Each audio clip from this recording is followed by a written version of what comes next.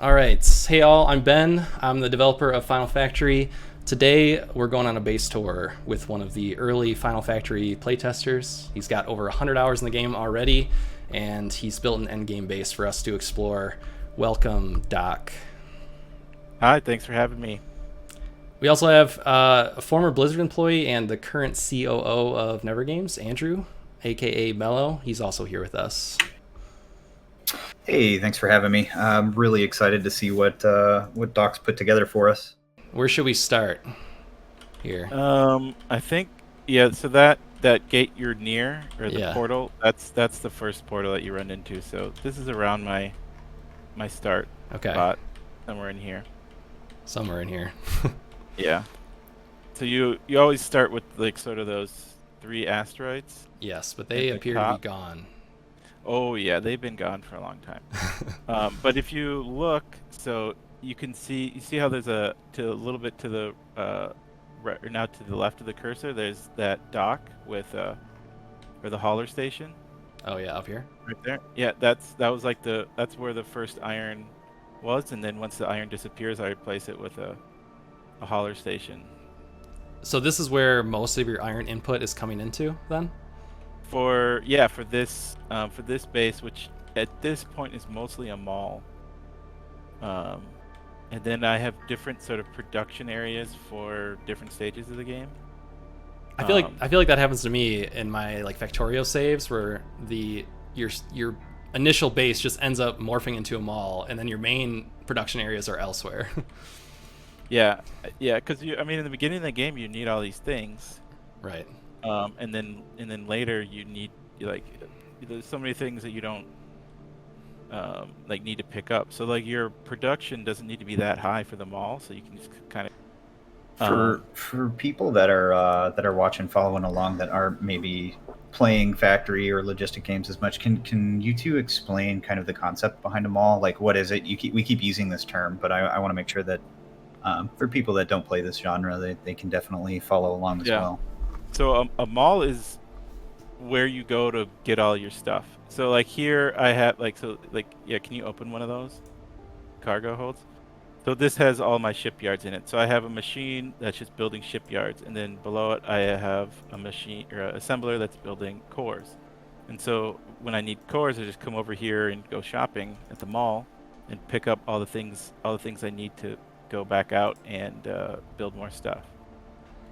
And so it's basically to speed everything up. So while you're working, your factory is making stuff so you can make more factory. Precisely. Essentially. Well Yeah, said. and then I guess the other word I think we're using a lot is spaghetti. So spaghetti just means that it's not organized and sort of things crisscross and it kind of looks like a bowl of spaghetti. You know, you know, it's kind of confusing to look at, and that sort of happens organically because it's hard to plan out completely. It's just Yeah, you're just sort of things. ad hoc Yeah, adding things where they need to be yeah, so that you can create more stuff. yeah. And the issue with spaghetti is that you run out of space, and you have to do all these weird things, but there's not really a way around it in most automation games. Um, Careful planning is the way around it. yeah, But I like yeah, spaghetti. Sometimes I've done Factorio maps where I explicitly don't allow myself to build a bus or anything. I just have to do spaghetti. It's more yeah, exciting that way. You Yeah, never know what it's going to look like. exactly. yeah. I mean, I have sort of semi-organized. So if you zoom out a little bit, you can see I kind of have a bus. You Oh see a yeah, bauxite yeah, going left to right, yep, and then below that I have in the middle is silica, and yep. then or in the middle is iron, and the bottom is silica. Oh yeah, I see that now. Um, That's kind and of nice. so that worked pretty well. Like, this is I think my third or fourth playthrough for this. Like, there's still a lot to learn on how to do things efficiently. Yeah, And so, you're kind of forced into this three, that's why there's all these threes. So the orange things are cargo drones, and they go in between two logistic bays. So basically, kind of like these Pong, where guys. it loads up on one side and it deposits on the other. And these are sort of the main like one of the main local transport methods in the game. Yep. So so if you've played there's no belts in this game at all. So these are kind of an allegory or analog to belts, but they're different because it's discrete.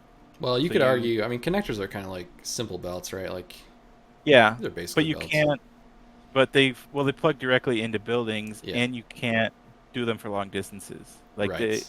4 to 5 is like the most Yep. you could do. So there's no exact belt comparison, which is I think one of the most fun parts of this game is that if you're coming from Dyson or Factorio or whatever, all of those have lots of belts or Yeah. or logistics where everything is based on the Dyson is I only played a little bit, but it's a lot of bot logistics that sort of just deliver stuff. This game you can't. You have all these kind of cool lines that like things are kind of pushed from place to place, which is really fun. Yeah, I tried to think of sort of different tools, logistical tools to move things around. It's not like Yeah. insanely different, right? I mean, these cargo ships are sort of moving things No, back no. and forth. But it's a little bit of a different puzzle to think about, especially when you're thinking about throughput and all that kind of stuff. So Yeah, that's what I mean. Like you can't branch off wherever you want. Like you have to think about what things are, and they can't cross each other. yeah, so they So can't. you- You can like do this, but now this guy doesn't have any endpoints, so he's going to sit here, and then these guys are Yeah. going to be blocked. So you could imagine if I did have endpoints here, you'd have to think about like how often are they going to intersect before, they can move again. So if I put this here, actually that's a bad spot because it's not enough. But then these guys can move, but now he's blocked here. So there's this other puzzle you kind of have to think about. And and so you have to kind of think about. I have this pattern that I use with. That's why all of the logistic bays are. So yeah, see on the upper, right where you go back a little bit, where the bauxite, those two things. You see how they're kind of staggered Oh yeah. like that. Yep. So I do that a lot, like on purpose. So what basically if that was reversed, it would cross with the ones going to the right. So I had to know that I was going to go down and right. If I was going down and left, I would have to those have to be different. So you have Yeah. like it's not super complicated or anything, but it's like you have to sort of think that through, and then of Yep. course there's stability, which you have to keep in mind. So there's a couple spots where it's just kind of I had to do some weird funky stuff, like the bottom left with the silica, like that makes no Oh, yeah. sense, right? Yeah. Like I just needed stability there. Right, and so for people who don't know the game, you can't just build an infinitely large space station. Like it's eventually, thank you. So if I build a bunch of these, we'll lose power, but eventually, I think let me just build something bigger. power. So we're I just going to think keep that- building this horrible monstrosity, and you'll see eventually here. I think if you don't have power, it won't. No, the stability is No, like the there we go. most important thing. So Oh, yeah, okay. so we've attached too many things together here, and we're getting this new warning that says the station's unstable. You need a station core or more struts to operate it.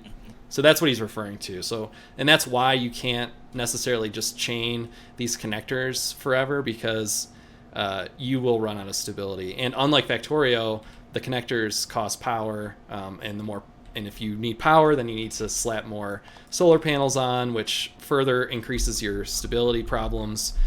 So there's a lot to think about with respect to connecting stations together.